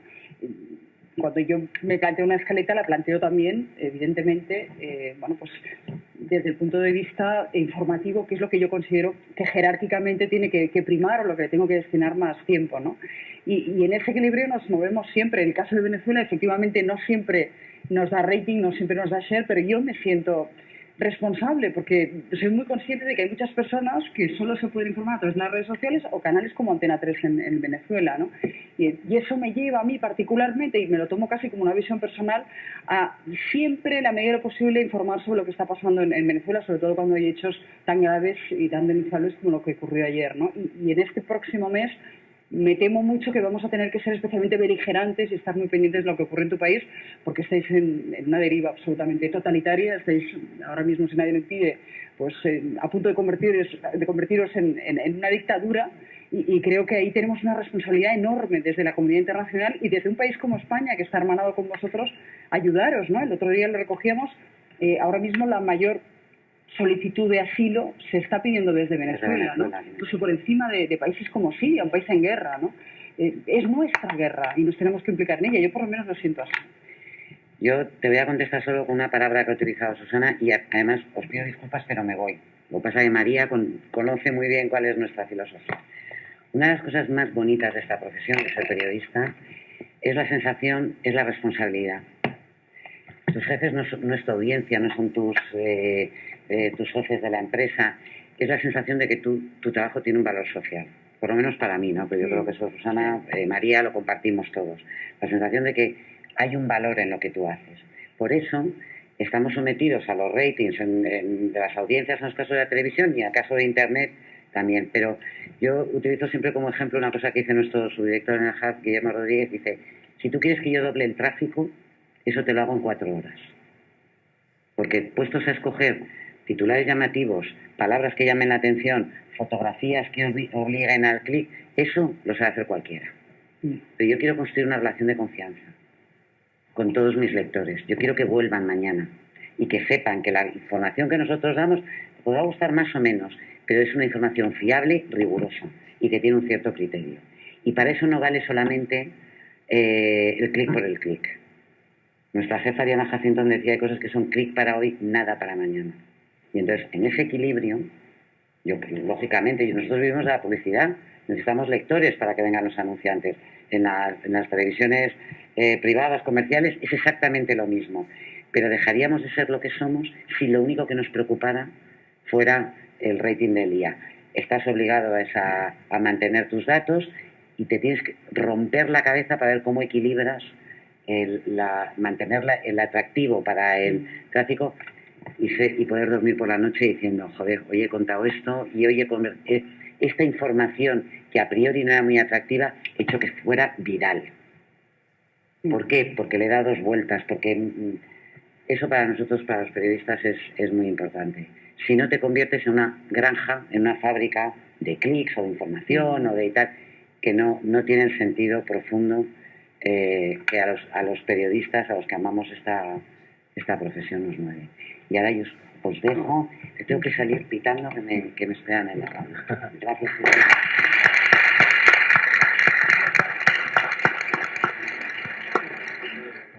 Siguiente pregunta. Bueno, tocaron un poco en estos temas ahí ahora, contestando a unas preguntas. Yo soy Rafael, de Brasil, y recién he terminado una maestría y el tema de mi tesis era el uso de Twitter por los políticos hoy en día.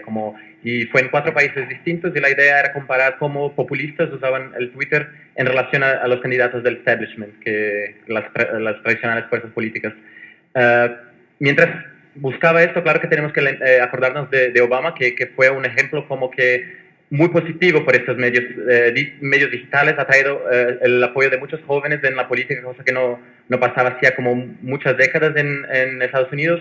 También aquí, como en España, el movimiento 15M también ha tenido participación de personas que normalmente no están movilizadas socialmente, pero con las redes sociales han empezado a pensar políticamente. Creo que hay este lado positivo. Claro, con los populistas tocaron los temas también de globalización, de la crisis, todo esto tiene la culpa también, no son las redes sociales solamente.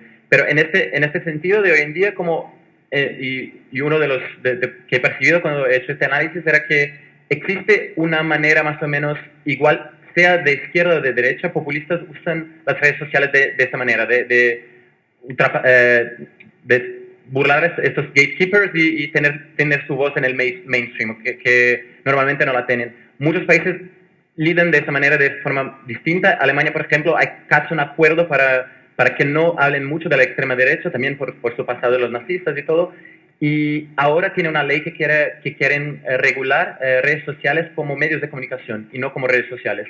Y también es un debate, es el gobierno que tiene la responsabilidad de saber qué pasa en las redes sociales, el periodismo, las personas. Creo que es un esfuerzo conjunto. Y de vosotras quería saber un poco más el papel del periodismo con este tema han hablado del business model, que es como tienes que tener la emoción de la gente, clickbaiting, o sea, tienes que traer la atención para ti, y es exactamente lo que las noticias falsas hacen, como trabajan de la misma manera que el periodismo tradicional. ¿Cuál es la solución? ¿Cambiar el modelo de negocios? ¿Hacer una manera más, enseñar al público cómo hay una salida de esta situación? ¿O? Qué complicado. Si lo supiéramos, tendríamos la fórmula de la Coca-Cola, ¿no? Eso es muy difícil, es difícil saberlo. Pero a mí, por ejemplo, lo que decías del populismo, es que el populismo siempre va a encontrar la vía para hacerse ver y para hacerse fuerte y para dejarse caer, ya sea en Twitter, ya sea en Facebook, ya sea si tienen que ir a YouTube, a Instagram, es decir, cada cosa que hagamos van a estar ahí, van a ir colándose, ¿no? Es como los haters o como, pues eso, siempre al final todo va a acabar entrando. Lo que sí veo que es complicado es lo que dices de una regulación, es decir, las redes son lo que son y convertirlas en medios de comunicación, bueno, es que en parte es un debate que también está presente. ¿Es una red un medio de comunicación o es parte o es un apoyo? Eso es complicado de gestionar, pero tampoco creo que exista una ley como tal. Es decir, ¿qué ley te puede hacer cambiar tu uso de Twitter? Si te hace cambiar tu uso de Twitter, te vas. Ya encontrarás otra. Ya te pondrás a hacer tonterías en Instagram. No creo que establecer un marco legal ahora mismo sea como lo más auténticamente real y práctico, y el populismo va a estar ahí. Vamos, hablamos el siglo que viene, ya verás cómo siguen ahí. Yo creo que ha cambiado, por ejemplo, el periodismo en general, ya no hablo de las redes, en los últimos 20 años, yo recuerdo cuando empecé a presentar informativos, nuestro modelo era el de la televisión española, que era un modelo como más clásico, más institucional, y bueno, pues de alguna manera era la agenda política del día, ¿no? Cuando empecé en Antena 3 y la competencia, digamos, con las cadenas comerciales era muy grande, empezamos a abordar más contenidos sociales. Bueno, pues nos dejamos un poquito de lado lo que era la información puramente política, más institucional, y quisimos darle también una vuelta de tuerca a la política, ¿no? Yo creo que ha cambiado mucho la manera de comunicar, y hay un momento en el que, como decía Montse, prima mucho las emociones, también en televisión. Entonces, hemos pasado de una época en la que siempre querías un experto para todo, hablabas de, pues no sé, de una estafa y necesitabas ahí al abogado, hablabas de, no sé, de brócoli, necesitabas al mayor experto del mundo. Atletista. Exacto, hablabas de cualquier cosa y ahora ya no es prefieres a una señora que odie el brócoli. Exacto. O prefieres a que la han estafado, al estafado, o a la persona que han echado de su casa, que es de alguna manera la persona que es prescriptora de una determinada opinión, y entre el afectado, que posiblemente comunica de manera más personal y más emocional, acabas primando al afectado, ¿no? Claro, eso al final, para los populistas que apelan siempre a las emociones más básicas, a la xenofobia, al nacionalismo, al racismo, al machismo, a lo próximo versus el peligro, que siempre es lo extraño, lo ajeno, el inmigrante. Claro, ellos dominan mucho ese lenguaje. Entonces, en este cambio de modelo comunicativo, el populismo ha encontrado un hueco porque ellos saben comunicar, ¿no? Y los medios tradicionales y los políticos tradicionales todavía están buscando su lugar bajo el sol, ¿no? Y ahí, en ese equilibrio en el que nos encontramos todos, pues algunos están ganando esta batalla en el corto plazo, pero no sé qué va a pasar en el medio plazo, porque a raíz del fenómeno Trump pensamos que en Europa íbamos a tener una reacción muy parecida en países como Holanda, como Francia, con Marine Le Pen, incluso en Alemania, y lo que estamos viendo es que ha habido incluso una vacuna, ¿no? Y bueno, pues hemos sabido contener todo eso, ¿no?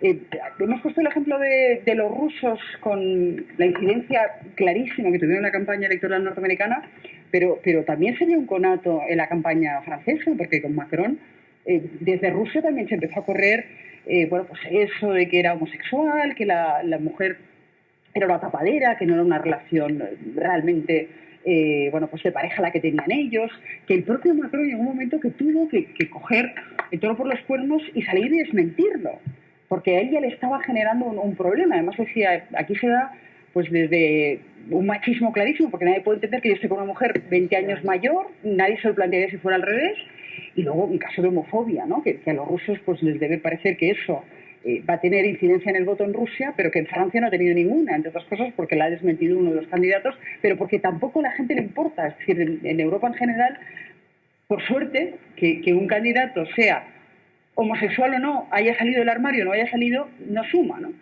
Y entonces, bueno, pues en ese sentido, yo creo que aquí también ha habido, digamos, por lo menos voluntad de interceder en las elecciones, y de momento no ha tenido tanta repercusión, pero ahí está, y los rusos se están metiendo en todo. O sea, los hackers rusos, te lo dicen los servicios de inteligencia, ahí donde pueden meterse, se meten, ¿no? O sea, que hay que estar también especialmente vigilantes, ¿no?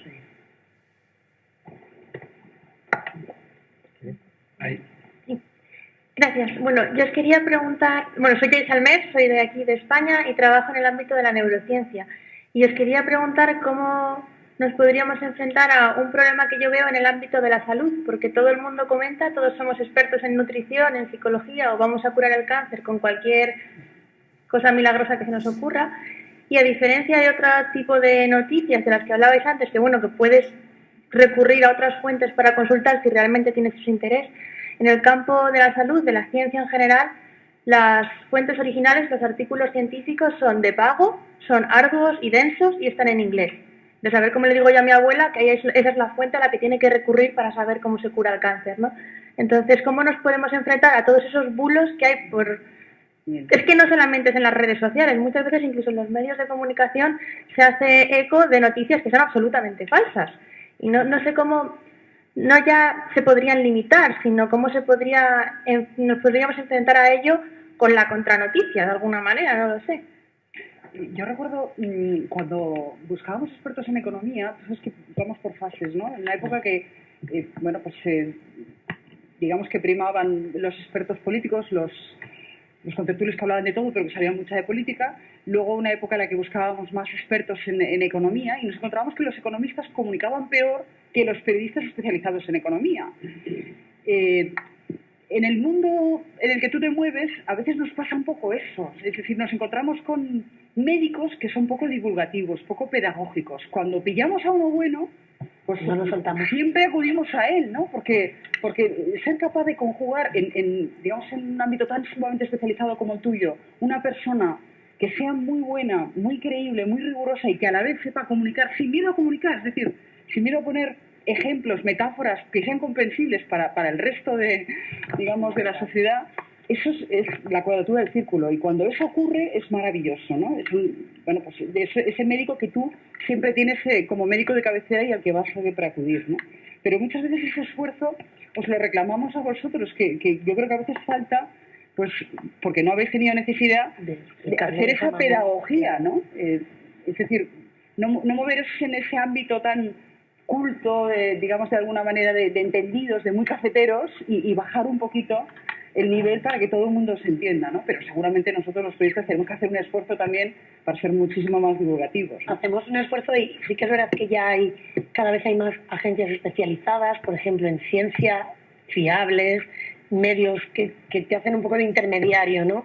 Luego, por ejemplo, nosotros, en particular, somos una redacción muy pequeña, somos unas 20, 25 personas, y realmente escribiendo somos como 12 o 10 o una cosa así, pero por ejemplo tenemos un periodista, un compañero especializado en ciencia. No somos muchos especialistas de nada, puede que no, quizá ya hay alguien más especializado en economía y tal, pero desde que pudimos tenemos a alguien especializado en ciencia, alguien con fuentes, alguien que sabe hacer entender, porque es verdad que a nosotros puede haber un estudio de Wisconsin que te cuelen y intentas poner, y más cuando se trata de cosas, claro, porque eso también juega un poco con lo llamativo, con oye, que hay una cura contra el cáncer. No, vamos a ver, es decir, esto no es una cura contra, no, es que estamos hablando de situaciones muy concretas y que estás jugando también en el terreno sentimental, ¿no? Incluso. Entonces es verdad que es complicado, y que sí que intentamos cada vez tener gente más especializada, incluso formarnos nosotros mismos, pero que cada vez es más difícil y que a veces fallamos y nos equivocamos, por supuesto.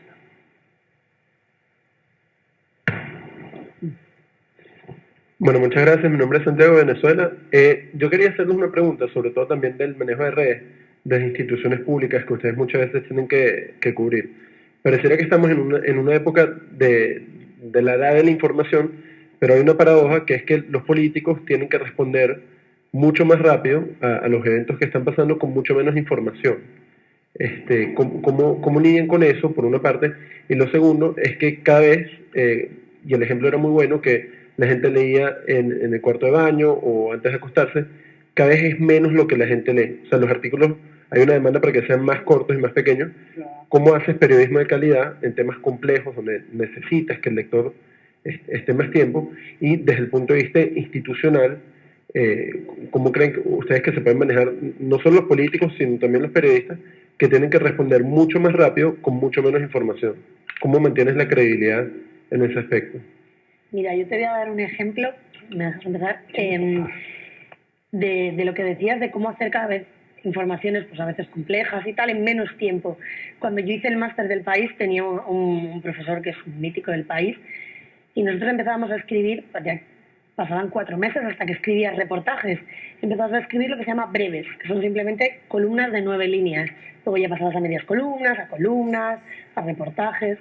Y siempre un profesor nos decía que los breves era lo más difícil, y decía, el breve perfecto es el que me resume en 9 líneas la Segunda Guerra Mundial. Esa es la información perfecta, porque estás sabiendo condensar todo lo importante en menos información, en un espacio muy pequeño. Y eso es verdad, cada vez es verdad que contamos con menos atención, es que es algo que vemos que está pasando, vamos. Tenemos una experta en neurociencia, ella nos lo va a poder decir. Cada vez tenemos menos poder de concentración, menos capacidad, nos cuesta más. Y es verdad que es difícil contarlo, y además cada vez la gente reclama más lo audiovisual, como vosotros bien sabéis. Cada vez más vídeo, más imagen.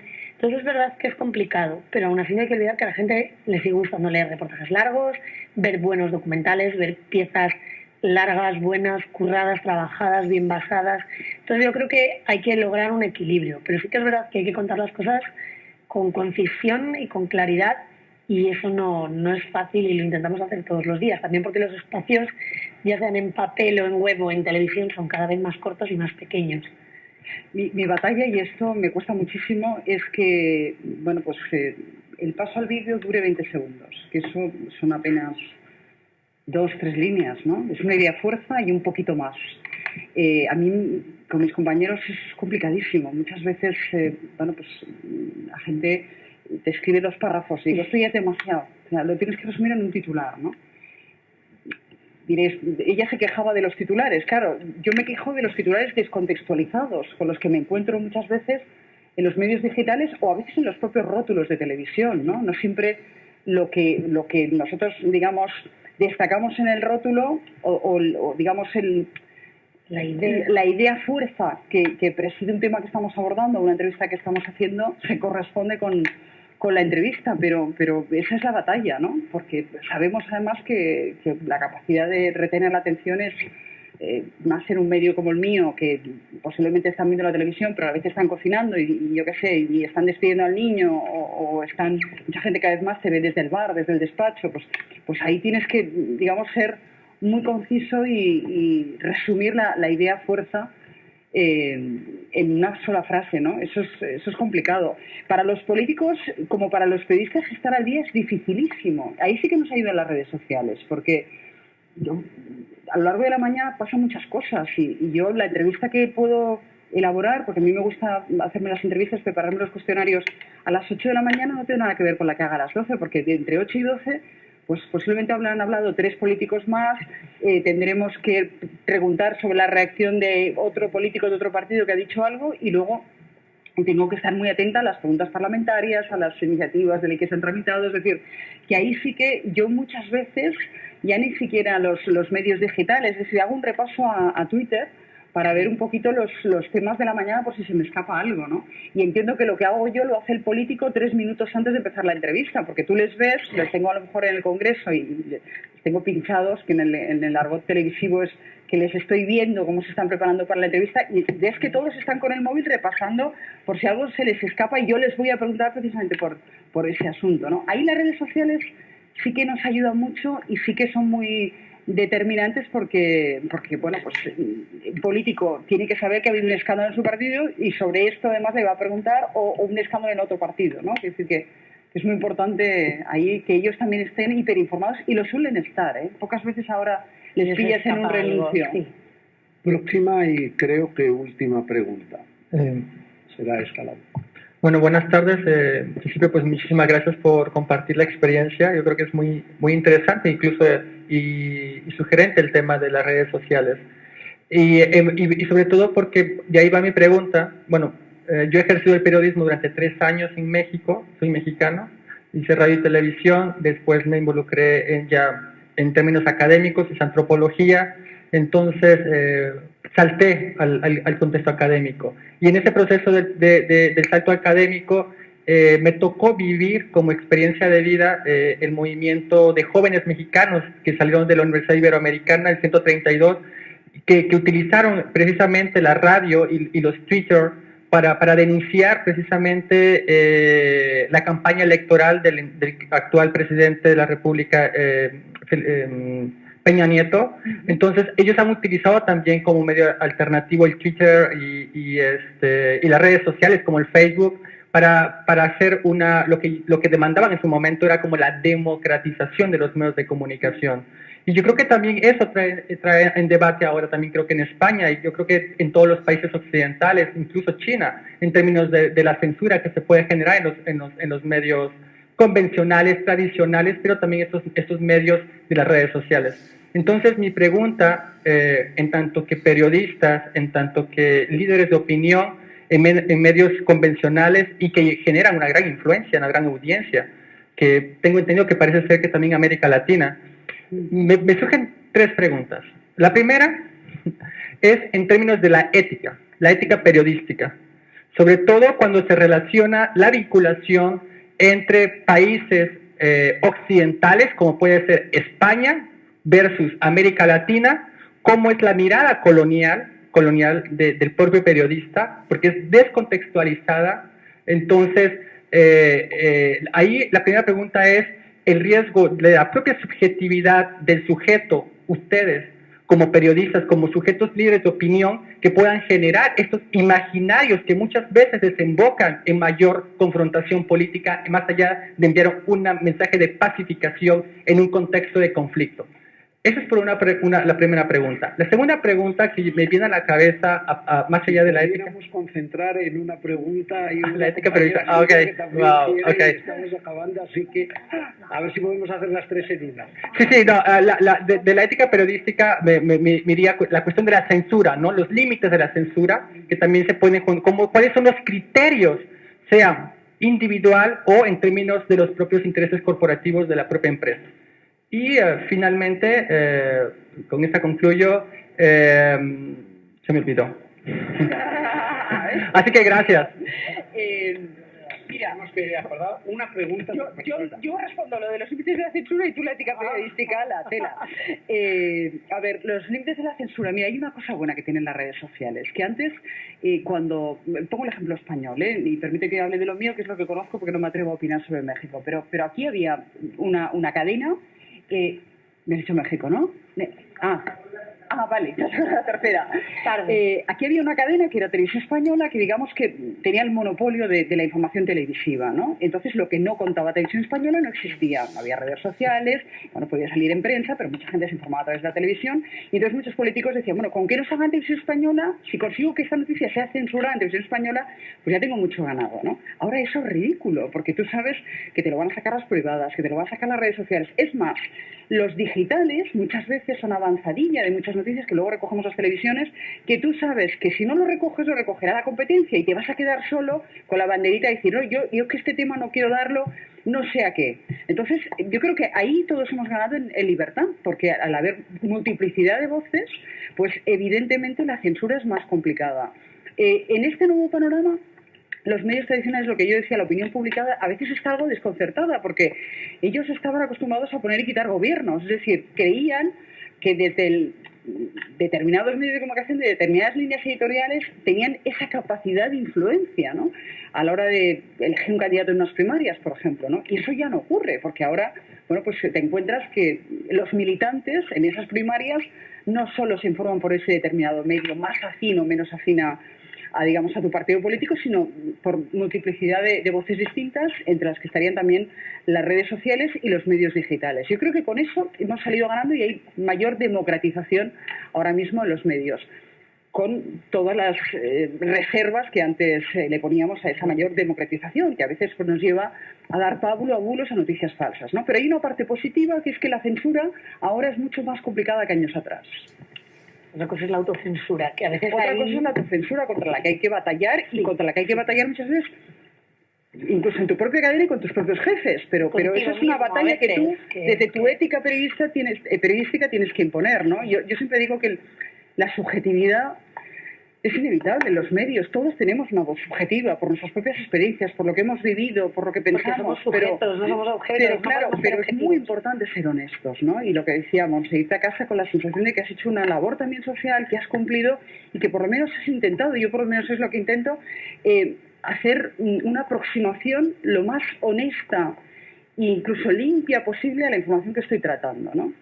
Sí, esa es la cuestión de la ética. Yo creo que al final te vayas un poco con la conciencia tranquila, ¿no? En la ética profesional entran muchas éticas. Entra la ética personal, entra la ética laboral, entra tu propia responsabilidad como periodista, como persona, pero también le pasará a un científico, a un médico, a un ingeniero, a un arquitecto. Todo el mundo tiene que tener un mínimo de ética laboral, ¿no? Eso está ahí, está dentro de tus valores. Otra cosa es que es verdad que nuestro parecer y nuestra forma de trabajar está muy expuesta. Entonces nuestras decisiones, que a veces pueden parecer personales, en el fondo tienen una parte de ética. Entonces es complicado de manejar, sí que es verdad. Pero una de las batallas éticas hoy día pues es esa, por ejemplo, el clic contra la auténtica información. Y bueno, es una batalla constante y en la que no tenemos la respuesta definitiva. Simplemente intentamos hacerlo lo mejor posible, yo creo. Yo siempre digo que nuestro trabajo no es mejor ni peor que el de cualquier otro, pero yo por lo menos trabajo con 5 cámaras en el plató, o 6 cámaras, o 7, las que sean, ¿no? Bueno, pues mi trabajo no es más trascendente que el dentista que en un momento dado está quitándote una muela, pero él no tiene 6 cámaras y si se equivoca será un problema de él con su paciente, ¿no? Yo tengo, digamos, un problema con 500.000 de personas, 1 millón de personas, 1,5 millones, depende de lo que me retuiteen y de la reproducción que tenga ese error que yo he cometido, ¿no? Entonces, bueno, pues eso. No quería que nadie se quedara sin preguntar, por eso le estamos comiendo un poco de tiempo a la red de jóvenes líderes, así que última pregunta y pido por favor un poco de brevedad. Yo creo que oímos desde ahí, sí. No oímos desde ahí.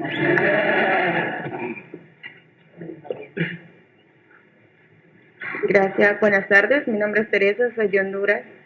A mí me gustaría saber qué opiniones merece con respecto al uso de las redes sociales. Sabemos que al afiliarnos a una red social o entrar, nuestra información se vuelve pública.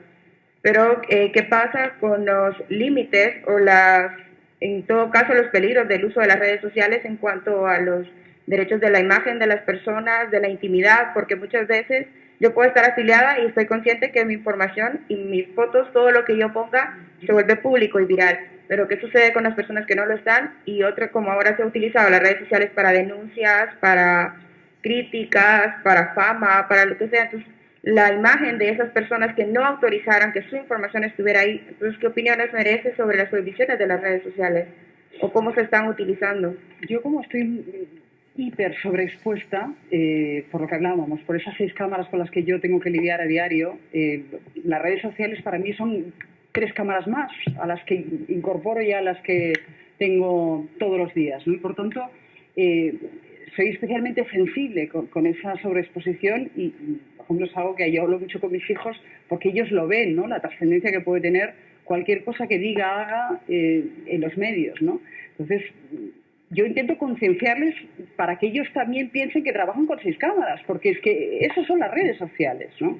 Lo que decíamos, la trascendencia que tiene, pues contar que ayer estuviste bebiendo hasta las 5 de la madrugada, si luego te quiere contratar a alguien para un determinado lugar de trabajo, es decir, lo más probable es que tu jefe tenga acceso a esa información, ¿no?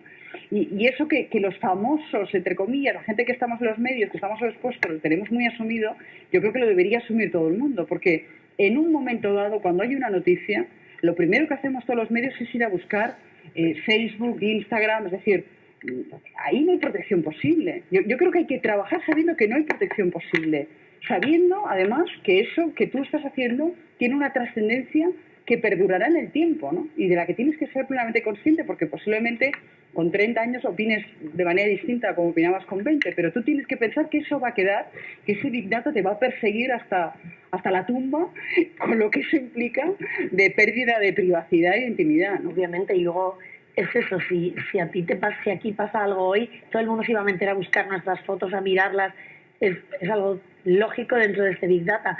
Siempre intentas evitar un poco tirar de ese contenido personal o, bueno, pues no vamos a coger esa foto, ya, pero es que si tú subes una foto de ti con tu hijo de 5 años, esa foto va a estar ahí y hay que tener mucho cuidado y hay que pensarlo, o los medios vamos a intentar no usarla, pero a lo mejor si no la todos. tenemos que usar, la usamos. Pero a lo mejor no todos. Si en un momento dado esa única fotografía claro, que tenemos de ti, exacto, vamos a yo no lo intentar quiera, no se cae el usarla. techo, vas a salir. Exacto, Entonces, porque tu foto estaba ahí. Claro. Entonces, antes lo hablábamos también, era un debate que teníamos a la hora de la comida. Cuando tú entras en Facebook, firmas un contrato así. La mitad de las cosas no te has enterado de lo que has firmado. Es que tu foto está ahí. Cuando tú utilizas eso, el servicio de fotos de Google, tú estás diciéndole a Google que puede usar tus fotos. Es que a lo mejor tu foto, lo que hablábamos con Monse, aparece en un anuncio de Google. Y estás tú en bikini en una playa y dices, pero si será yo hace 5 años, ¿qué hago ahí? Claro, entonces es un límite bastante complicado, pero las redes sociales son sociales. Pues muchas gracias, pido un aplauso porque creo que ha sido una muy interesante ponencia. Y aunque solo sea para que descansen un poco de mí, que ya les prometo que mañana no estoy en ninguna ponencia, les dejo con la red iberoamericana de jóvenes líderes. Gracias. Gracias.